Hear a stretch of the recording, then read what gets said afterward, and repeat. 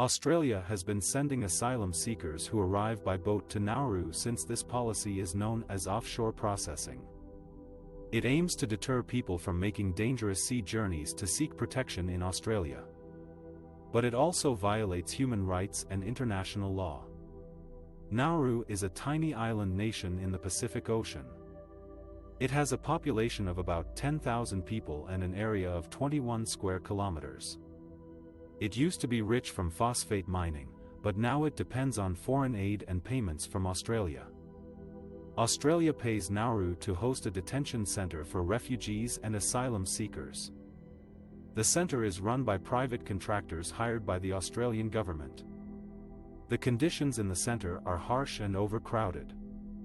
There is limited access to health care, education, and legal assistance. The refugees and asylum seekers on Nauru face physical and mental health problems, abuse, and violence. Some have been separated from their families for years. Some have attempted suicide or self-harm. Some have died. The Australian government claims that offshore processing is necessary to stop the boats and save lives at sea. But it also refuses to resettle the refugees and asylum seekers on Nauru in Australia or other safe countries. It offers them temporary visas in Nauru or Cambodia, or a return to their home countries where they may face persecution. Offshore processing on Nauru costs Australian taxpayers millions of dollars every year. In 2023, it will cost $485 million, despite only 22 refugees and asylum seekers remaining on the island. The Australian government has signed a deal with Nauru to keep the detention centre open indefinitely, even if no one is held there. Offshore processing on Nauru is not a solution. It is a cruel and expensive prison for innocent people who seek safety and freedom. Nauru is a tiny island nation in the Pacific Ocean, with a population of about 10,000 people. It is also home to one of Australia's offshore processing centres, where hundreds of refugees and asylum seekers have been detained for years. These are people who fled war, persecution and violence in their home countries, hoping to find safety and freedom in Australia. But instead of being welcomed, they were intercepted by the Australian Navy and sent to Nauru, where they have been living in limbo ever since. The conditions on Nauru are harsh and inhumane, with allegations of violence, sexual abuse, inadequate medical care, and suicides among the detainees. The tents each house 14 refugees and cannot weather the elements. Rain seeps in, heat and humidity are intensified, mold festers and pests easily infiltrate. The water supply is insufficient, resulting in dehydration or the consumption of unsanitary water. The food is often expired, rotten or infested with maggots. The sanitation facilities are poor and unhygienic. The electricity is unreliable and often cuts out. The refugees on Nauru have no access to education, work or recreation. They are isolated from the local community and face discrimination and hostility from some Nauruan residents.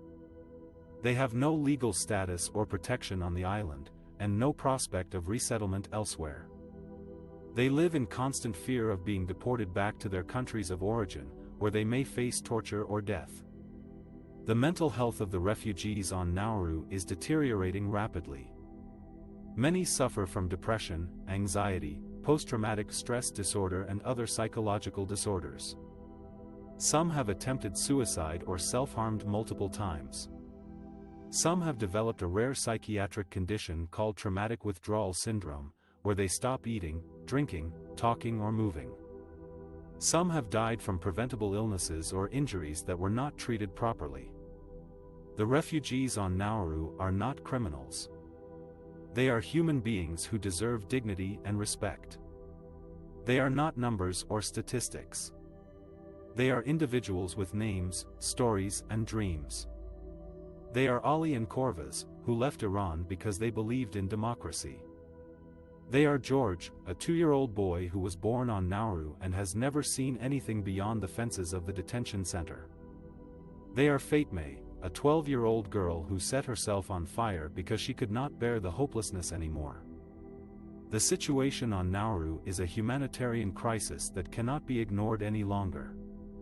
The Australian government has been repeatedly criticized by the United Nations, human rights groups and medical professionals for its cruel and unlawful policy of offshore processing. The cost of maintaining this policy is not only financial but also moral. It is estimated that offshore processing on Nauru will cost Australia $485 million this year, despite the fact there are just 22 refugees and asylum seekers left at the Pacific Islands Regional Processing Centre. The refugees on Nauru need urgent evacuation to a safe and permanent place where they can rebuild their lives. They need compassion and justice, not punishment and neglect. They need our help, not our silence. The offshore processing regime on Nauru is one of the most expensive prisons in the world.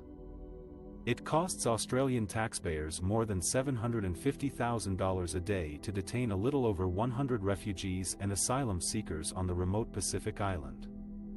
But who is profiting from this lucrative contract? The answer is a controversial U.S. private prison operator with a history of security failures and human rights violations in its U.S. facilities. The company is called Management and Training Corporation, or MTC for short. It is the third largest U.S. operator of private prisons, running 21 corrections and immigration detention centers across the country. But MTC has also been accused of gross negligence and egregious misconduct in several civil lawsuits that allege it failed to protect the safety and dignity of the people in its custody. Some of the allegations against MTC include the gang rape of a woman by 4 inmates at a Texas prison, where MTC staff allegedly ignored her cries for help and failed to report the incident to authorities. The murder of 2 retirees by 2 escaped prisoners from an Arizona prison, where MTC staff allegedly left security doors unlocked and unmonitored. The wrongful detention of a U.S. citizen for more than 14 months at an immigration detention center in New Mexico, where MTC staff allegedly kept him in solitary confinement for most of his time and denied him access to legal counsel.